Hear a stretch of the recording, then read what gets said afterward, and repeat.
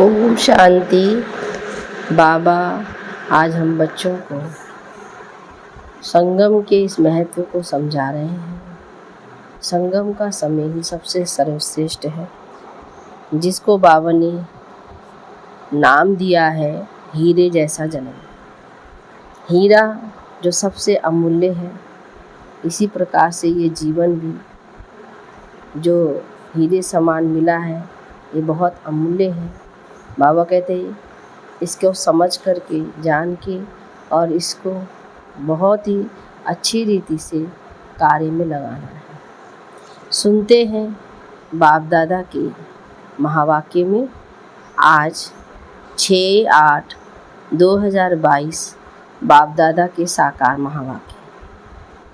बाबा बोले, मीठे बच्चे, ज्ञान सागर बाप और ब्रह्मपुत्र नदी का यह संगम हीरे समान है। यहाँ तुम बच्चे आते हो कौड़ी से हीरे जैसा बनने से। प्रश्न में सतयुगी राजधानी की स्थापना कब और कैसे होगी? उत्तर में जब सारी पति सृष्टि की सफाई हो, अर्थात पुरानी सृष्टि का विनाश हो, तब सतयुगी राजधानी की स्थापना होगी।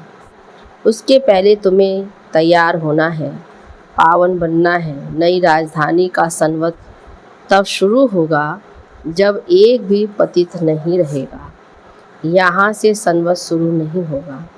भल राधे कृष्ण का जन्म हो जाएगा, लेकिन उस समय से सतयुग नहीं कहेंगे। जब वह लक्ष्मी नारायण के रूप में राजगद्दी पर बैठेंगे, तब संवत प्रारंभ होगा। तब तक आत्माएं आती जाती रहेंगी। तो यह सब विचार सागर मंथन करने की बातें हैं। गीत है, यही बाहर है दुनिया को भूल जाने की। ओम शांति। यह बच्चे कहाँ आए हुए हैं?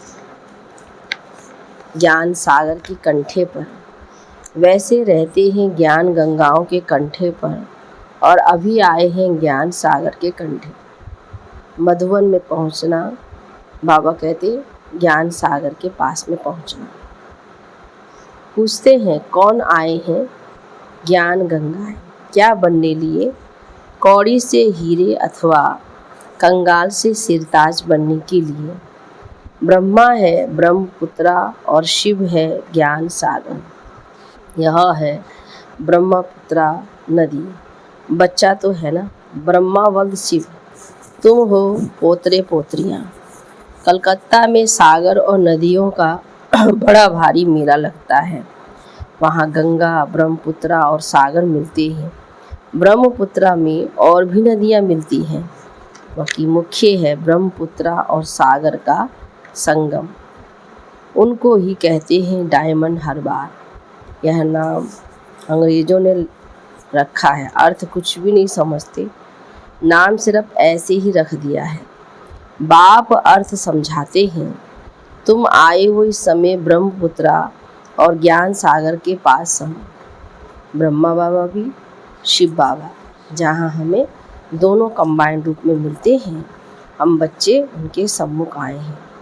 वहाँ भी सागर के सम्मुख जाते हो हीरा बनने के लिए, परंतु हीरों के बदले पत्थर बन जाते हैं, क्योंकि वह है भक्ति मार्ग। यह संगम है आत्माओं और परमात्मा का, दोनों इकट्ठे हैं। वह जड़, यह चेतन। यह तो कहाँ भी जा सकते हैं। तो बच्चों को हमेशा ये समझाना चाहिए कि ब्रह्मपुत्रा और सागर दोनों इकट्ठे हैं चैतन्य में। यह जैसे कि हीरे बनने का संगम हो गया। तुम हीरे जैसा बनो। यह है ब्रह्मपुत्रा और एडाप्टेड ज्ञान गंगाएं।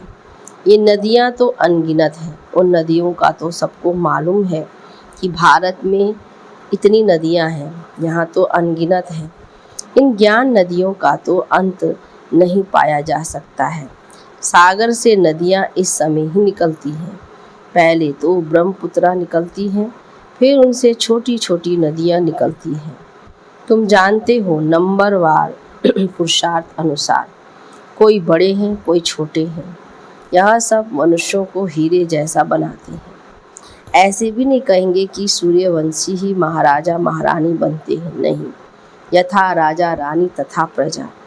तुम सबका जीवन हीरे जैसा बनता है। जो स्वर्ग के लिए थोड़ा भी पुरुषार्थ करते हैं वे हीरे जैसा बनते हैं। यह ब्रह्मपुत्रा नदी और सागर दोनों इकट्ठे रहते हैं। तुम बच्चे जब आते हो तो अंदर में जानते हो कि हम जाते हैं बाप दादा के पास। बाप ज्ञान का सागर है। फिर प्रवेश करते हैं इस ब्रह्मपुत्र अर्थात ब्रह्मा में।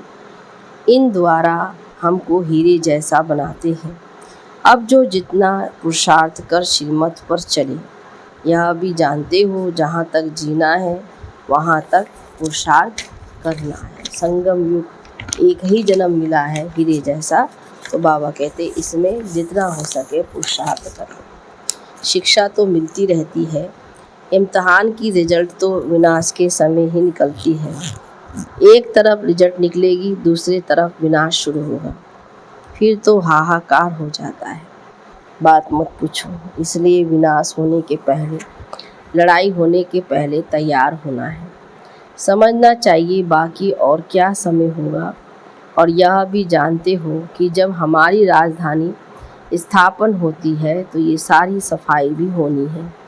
तुम पावन बनते रहते हो, वह है पतित।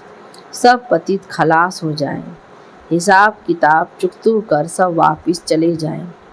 एक भी पतित रह ना रहे तब कहेंगे पावन दुनिया। तुम इस समय हो पावन, परंतु सारी दुनिया तो पावन नहीं है ना। पावन बनेंगी जरूर।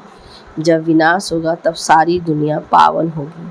उसको नई दुनिया कहेंगे। नई दुनिया का संवत कोई पूछे तो समझाना चाहिए। जब महाराजा महारानी तख्त पर बैठते हैं तब नया संवत शुरू होता है।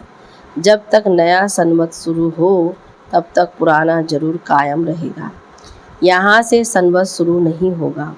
हम ब्राह्मण भल नए हैं, परंतु दुनिया अथवा सारी पृथ्वी थोड़ी ही नहीं है। अभी है संगम, कलयुग के बाद सतयुग आना है। हम कहते ही हैं फर्स्ट प्रिंस प्रिंसित राधे कृष्ण, फिर भी हम उस समय सतयुग नहीं कहेंगे। जब तक लक्ष्मीनारायण तख्त पर नहीं बैठे हैं तब तक कुछ ना कुछ खिटपिट होती रहेगी।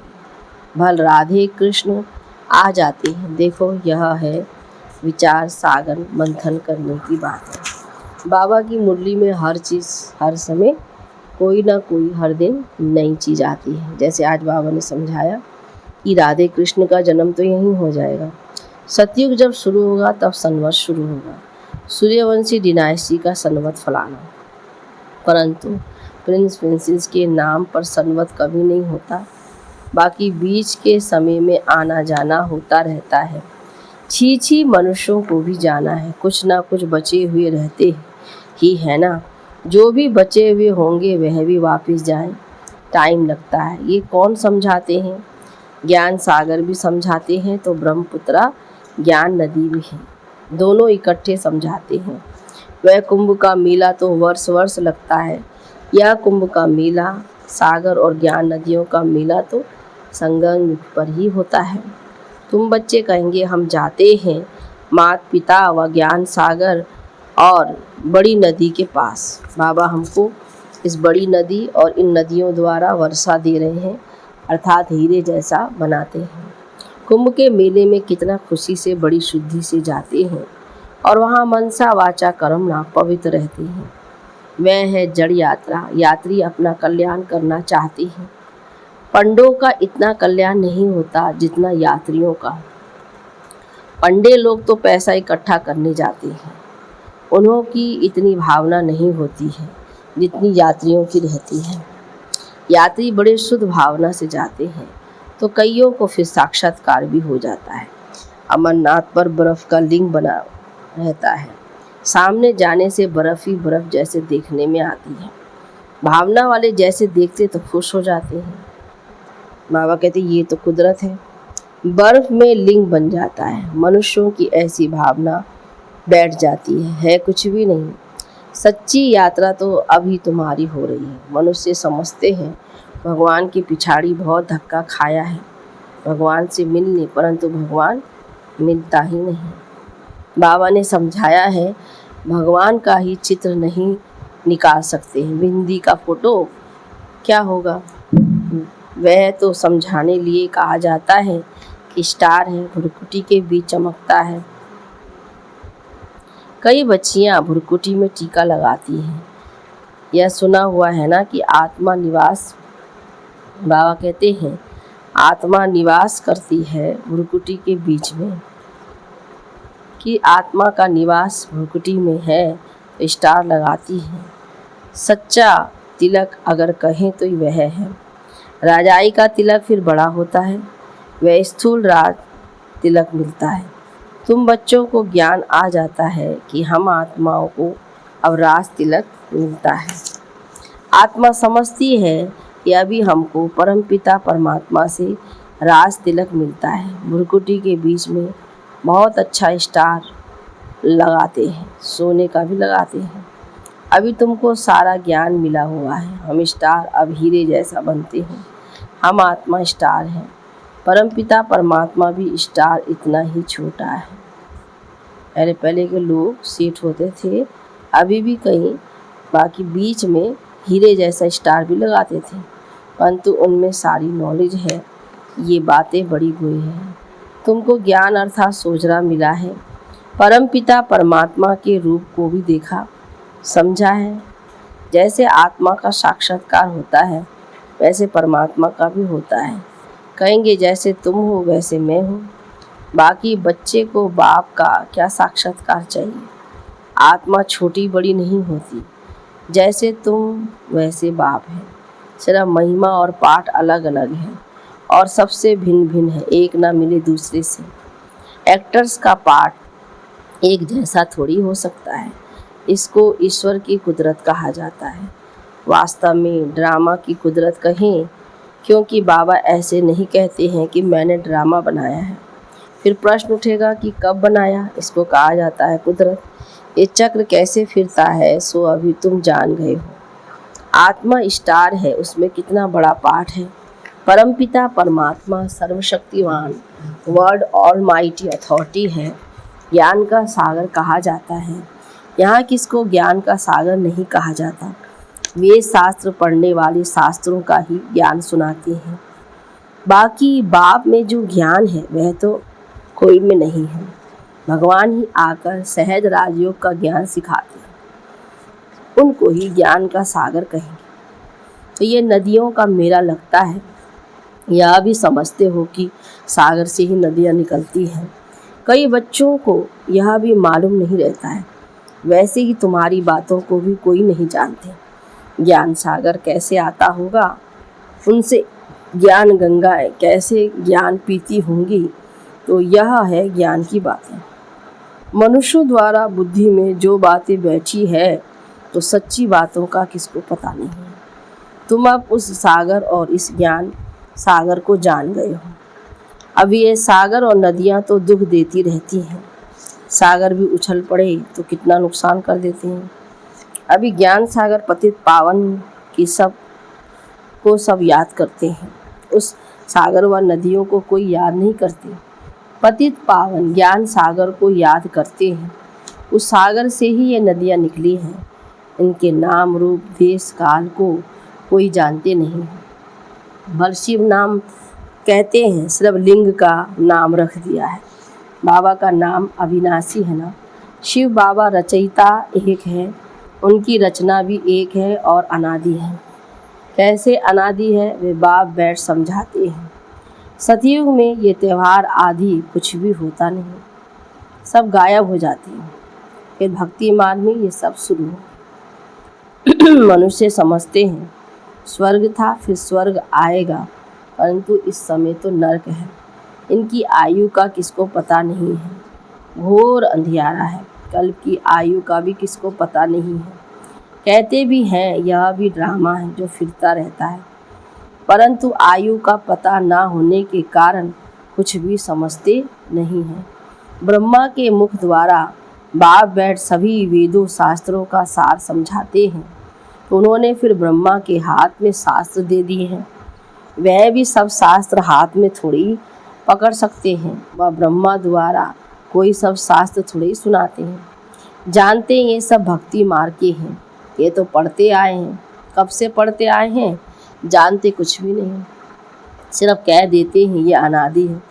वेद व्यास ने रचे हैं, वेदों को ऊंचा मानते हैं, परंतु लिखा हुआ है वेद शास्त्र आदि सब गीता की रचना है। तुम बच्चे जानते हो यह वेद शास्त्र आदि वही फिर बनेंगे, जैसे अभी भक्ति मार्ग में बने फिर बनेंगे। बाबा कहता फिर वह नाम रखेंगे। अभी तुम जानते हो हम पूज्य बन रहे हैं, फिर पुजारी बनेंगे तो मंदिर आदि बनाएंगे। राजा रानी मंदिर बनाएंगे तो प्रजा भी बनाएंगी। भक्ति मार्ग शुरू होने से फिर सब मंदिर बनाने लगते हैं, घर घर में भी बनाएंगे। लक्ष्मी नारायण की राजधानी में तो राधे कृष्ण का मंदिर बन नहीं सकता। मंदिर तो भक्ति मार्ग में बनते हैं, जैसे जैसे गिरते जाते हैं फिर मंदिर बनाते जाते हैं। सूर्यवंशी और चंद्रवंशियों की जो प्रॉपर्टी है वह वैश्यवंशी शूद्रवंशी भोगते हैं, नहीं तो ये राजाई कहाँ से आए। प्रॉपर्टी चलती आती है, बड़ी बड़ी जो प्रॉपर्टी है वह छोटी छोटी होते फिर आखिरन कुछ भी नहीं रहता है, आपस में बांटते जाते हैं। तो बच्चों को अब समझ में आ गया है कैसे हम पूज्य बनते हैं, कितना समय बनते हैं, फिर कैसे पुजारी बनते हैं। अभी समझ गए ना कि परमपिता परमात्मा का नाम रूप देश काल और उनका पाठ क्या है। भक्ति मार्ग में भी भक्तों की शुद्ध भावना बाप की पूरी करती है, अशुद्ध भावना रावण पूरी करती है। भक्ति में भी जिनकी भावनाएं रहती है उनकी सब शुद्ध भावनाएं शिव बाबा पूरी करते हैं, बाकी अशुद्ध भावनाएं तो सब रावण पूरी करती हैं। अभी तुमको ज्ञान सागर ने सारा ज्ञान बुद्धि में बिठाया है, सब तो नहीं समझेंगे। जो कल्प पहले वाले हैं वही निकलते रहेंगे, वही ज्ञान में आएंगे। अच्छा, मीठे मीठे सिखिलदे बच्चों प्रति माता पिता बाप दादा का याद प्यार और गुड मॉर्निंग। रूहानी बाप की रूहानी बच्चों को नमस्ते, रूहानी बच्चों की रूहानी बाप दादा को गुड मॉर्निंग, नमस्ते बाबा नमस्ते। धारणा के लिए मुख्य सार, जब तक जीना है पुरुषार्थ करते रहना है, बाप की शिक्षाओं को अमल में लाना है, बाप समान मास्टर ज्ञान सागर बनना है। दूसरी पॉइंट में रूहानी पंडा बन सबको सच्ची यात्रा करानी है, हीरे जैसा बनना और बनाना है। बाबा कहते हैं अभी तक तो बहुत यात्राएं अपने भी किए और दूसरे भी किए, लेकिन अब सच्ची यात्रा अपनी भी करनी है और दूसरों को भी करानी है। वरदान में श्रेष्ठ और शुभ वृत्ति द्वारा वाणी और कर्म को श्रेष्ठ बनाने वाले विश्व परिवर्तक हैं। विस्तार, जो बच्चे अपनी कमजोर वृत्तियों को मिटाकर शुभ और श्रेष्ठ वृत्ति धारण करने का व्रत लेते हैं उन्हें ये सृष्टि भी श्रेष्ठ नजर आती है। वृत्ति से दृष्टि और कृति का भी कनेक्शन है। कोई भी अच्छी व बुरी बात पहले वृत्ति में धारण होती है, फिर वाणी और कर्म में आती है। वृत्ति श्रेष्ठ होना, मन वाणी और कर्म स्वतः श्रेष्ठ होना। वृत्ति से ही वाइब्रेशन वायुमंडल बनता है। श्रेष्ठ वृत्ति का व्रत धारण करने वाले विश्व परिवर्तक स्वतः बन जाती है। स्लोगन में है, विदेही व अशरीरी बनने का अभ्यास करो। बाबा कहते विदेही व अशरीरी बनने का अभ्यास करो तो किसी के भी मन के भाव को जान लेंगे। अच्छा, ओम शांति, ओम शांति, ओम शांति।